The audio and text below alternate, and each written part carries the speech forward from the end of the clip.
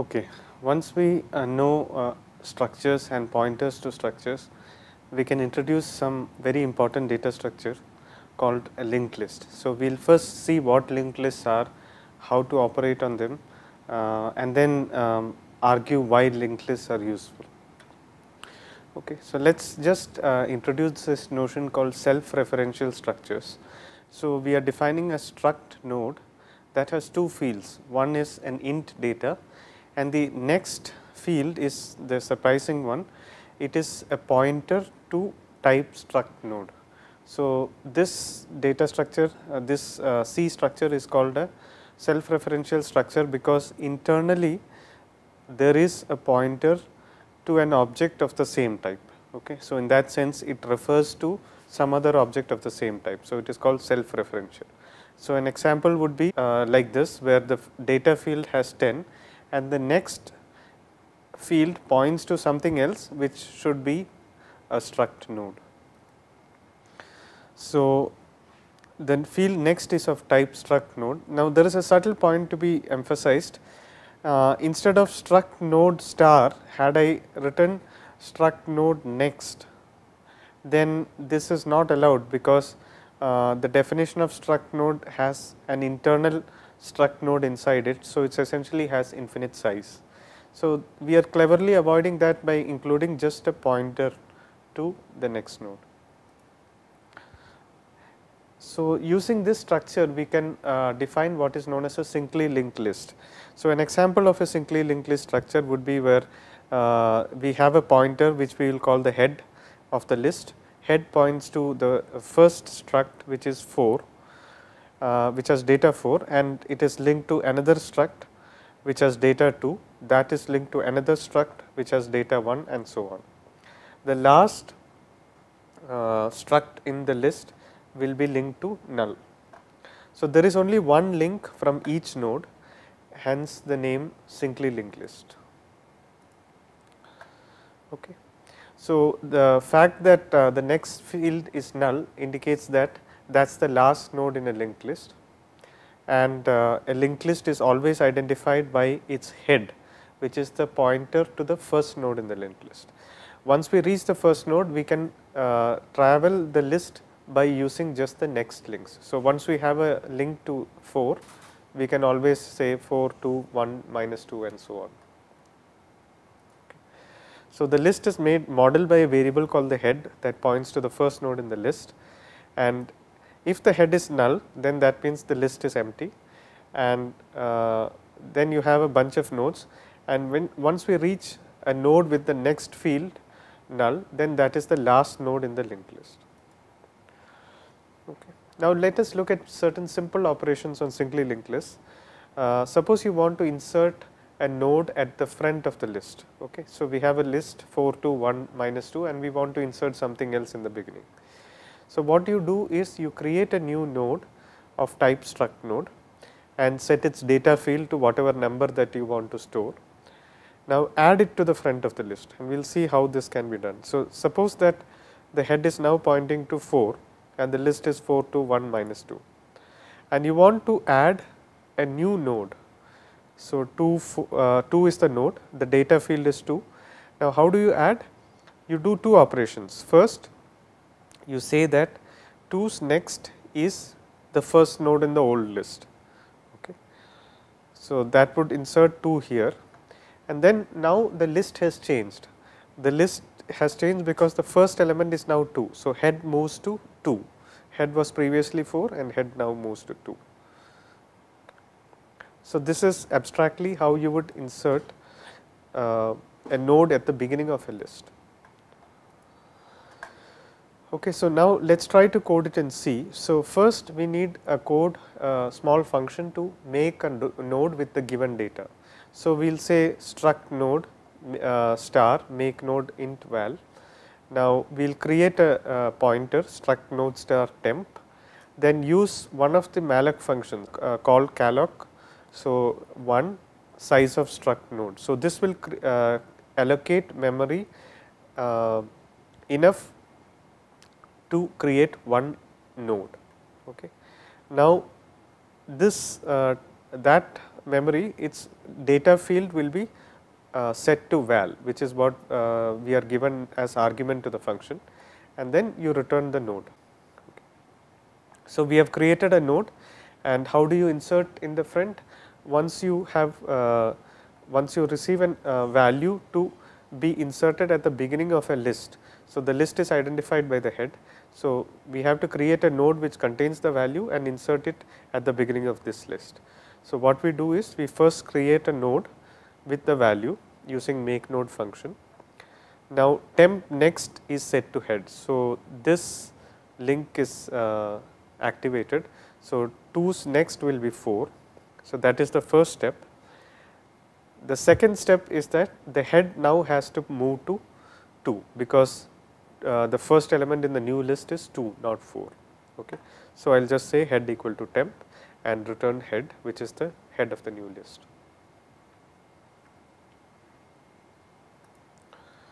Okay. And now you can call this function multiple times. Suppose you want to start with an empty list and insert -2, then insert -1, then insert 2, then insert 4, then insert 2. You can call these functions one after the other. Okay. So, I can just say struct node head equal to insert friend 2 of insert friend 4 of insert friend 2 of 1 of -2. So, this is the function, this is the sequence of functions, and this is the list that you will end up with. So, once you have the function to insert at the beginning of a list, you can use that function multiple times to build up the list. Okay. Now, let us look at some useful functions to be done on linked list. So, once you have a linked list, it will be good if you can search the linked list to see whether an element is present or not. Okay. So, we will look at a very simple algorithm. So, we want to search for a particular key, that is an element in a singly linked list. So, how do you do it? Abstractly, what you do is you start with the head, see whether the data field in the head node is the key that you want. If it is, then you are done and you say that I have found it. If it is not, what you do is you go to the next node through the next link and then search, okay, is it the data field of the next node? If it is, you are done. If it is not, you search and follow the next node. Okay. You follow this procedure until you reach the last node. Suppose you have not found the key even in the last node, and you follow the next link and it is null. So, once you reach null, then you know that you have reached the end of the list. So, you cannot take null next, that will cause your code to crash. So, once you know that your node is null, you can search, you can end the search and then say that okay, the key is not present in the list. Okay. Here is a flow chart corresponding to that. You start with current equal to head. Now, is current null? If the current is null, then that means you have reached the end of the list and you have not found the key. Okay. So, if the current is not null, then there is data still to be searched. So, you see whether current data is equal to key. If it is yes, then you have found the key. Otherwise, you follow the next node link to go to the next node in the linked list, and again repeat the procedure. Okay. And you can code this in a straightforward manner. So, I will write struct node star search. I need the head of the list and I need the key. You start with current equal to head. If current is not equal to null and current data is not equal to key, you follow the next link, current equal to current next, and you repeat the procedure. So, when you exit the list, either current will be null or current data will be key. Okay. So, what is the condition when you reach the return? So, if the key is absent, then you are returning null. If the key is present, you are returning the pointer to the node, to the pointer to the first node that contains the key. Okay. So, convince yourself that the code works. Now, let us look at slightly more involved operations. We have seen insert at the head of the list and that was fairly simple. Now, suppose you want to insert into the middle of the list. Okay. You do not want to insert at the right at the front, you want to insert somewhere in the middle. Okay. Now, there are two cases here. If the list is null, okay, that is the easy case. If the list is null, then insert in the middle is essentially insert at the front. So, we already have seen the code for that. Okay. Now, if the list is not null, now it is a new algorithm. So, let us look at an example. Okay. So, suppose the list is 4 to 1 minus 2 and I want to insert a node 5 after node 2. Okay. So, how do I do it? 2's next link was 1, and what we need to do in this case is I want to say that okay, I have to insert this node 5, 5's next node will be 1. Okay. That is so think about this as a link in a chain. So, you need to disconnect this link, say that 2 is now connected to 5 and 5 is then connected to 1. Okay. Now, the only thing to be noted is that the links have to be detached in a particular sequence. Okay. So, first I need to say that 5's next is 1 and then I need to say that 2's next is 5. Okay. So, convince yourself that the opposite sequence where I say that 2's next is 5, now your code will has no way to proceed, because you have lost the how to traverse from 2 to 1. If you say that 2's next is 5, then 5 has no way to know what was the original next node of 2. So, you have to do it in a particular sequence. 5's next is 1 and then 2's next is 5. We will see this code in a minute. So, what we do is okay, we want to insert insert after a node. So, P current is the node after which we have to insert, and P new is pointing to the new node that we have to insert. If P current is null, then essentially the list is basically P new. Okay, this is the case that we have seen before. If P current is not null, that means the list is not empty.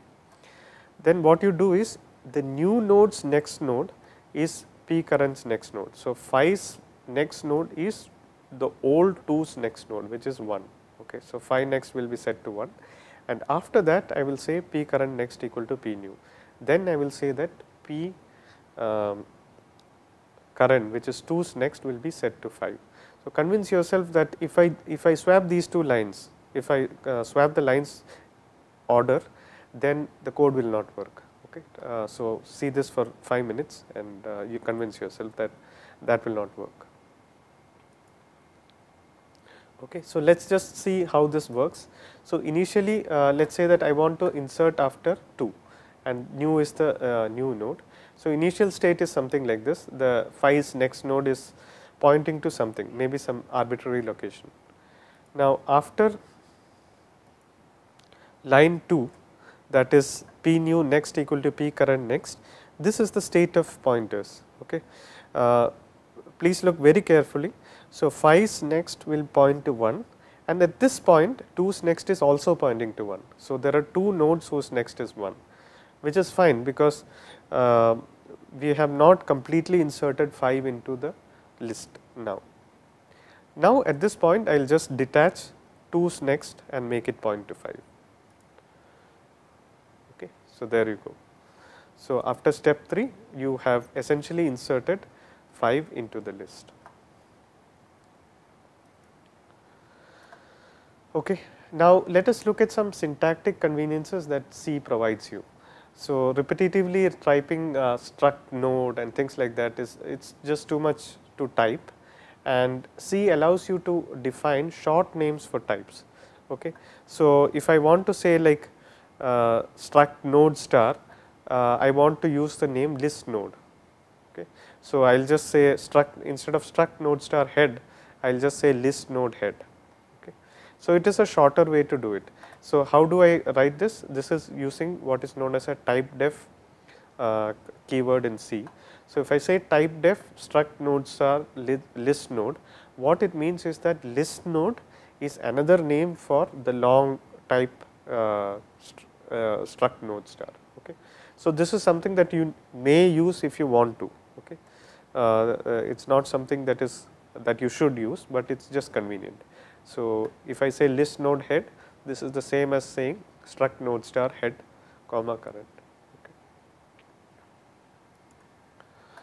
Now, let us see why linked lists are important.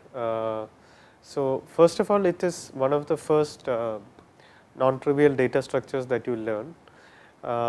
In the earlier days when C had only fixed size arrays, linked list was important when you needed variable size storage. Okay. Nowadays, C has variable size storage, so you can in arrays. So, that is not so important anymore, but here is one important thing, one difference between linked list and arrays which are very important. Like insertion and deletion in linked lists are fairly cheap. Okay. In the case of an array, so if you want to insert an element at position k in an array, you have to copy all elements from k to n minus 1 to the last element in the array, move each of them backwards, make space for it, and then insert the kth array.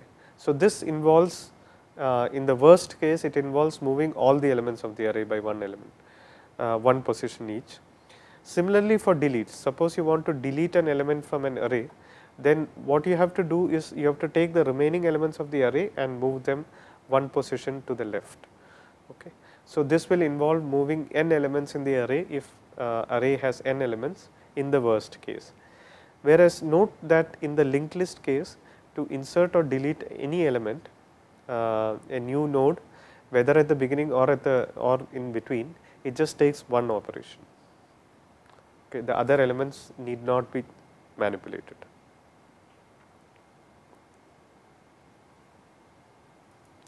Okay. So, let us just quickly see how to delete a particular node in a linked list. So, we will just say that 4 to 1 minus 2 is the linked list, and I want to delete this particular node. Is that possible? So, I cannot straightforward delete this node, because the previous node's next element should point to this guy's next element. So, if I want to delete 1, what do I have to do? I have to say that 2's next node should be minus 2. Okay. But in a singly linked list, there is no way to go back. From 1 you cannot easily get to 2. Okay. So, this is slightly, so deletion requires slightly some more information. Okay. So, if I can delete a node if I also have a handle, a pointer to its previous node, then it is very easy to say that 2's next node will be minus 2. Okay. And that is what we will do. So, we will say that okay, let us have a delete function. P node is the node that I want to delete, and PP node is its previous node, and what I will do is, if there is a previous node, I will say previous node's next is the current node's next. So, 2's next link will go to minus 2. If there is no previous node, then I will say that t equal to the current node's next, and then once that is done, you delete the current node, P node. Okay. So, this is how you would delete an element from the linked list. Okay. So, just a recap, searching in a linked list will take order n time. In the case of a linked list, that is, you have to search all the elements in the worst case, which is the same in an array. Now, suppose you sort an array, you have faster search techniques available, you can do binary search in an array. Unfortunately, in a linked list, even if you sort the linked list, there is no way to do a binary search in the linked list. Why is this? Because you cannot reach the middle element of the linked list in one shot. In an array, you can just say a mid, and it will go to the so, suppose you say that mid equal to 0 plus n minus 1 by 2, you can go to the middle element of the array, but there is no way to do that in a linked list. You have to go one after the other. So, sorting does not help in searching when you are looking at singly linked list. But on the other hand, insertion and deletion are very quick in a linked list, whereas they are very slow in an array.